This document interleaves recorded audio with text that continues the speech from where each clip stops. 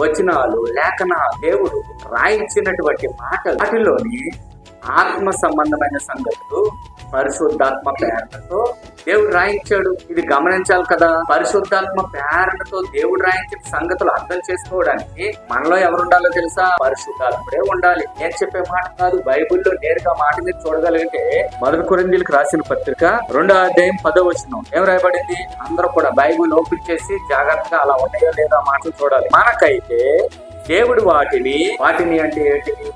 ఆయన రాయించిన మాటలను తన ఆత్మ వలన బయలుపరిచి ఉన్నాడు. తర్వాత ఆ ఆత్మ అన్నిటినీ దేవుని మర్మమును కూడా పరిశోధించుచున్నాడంట.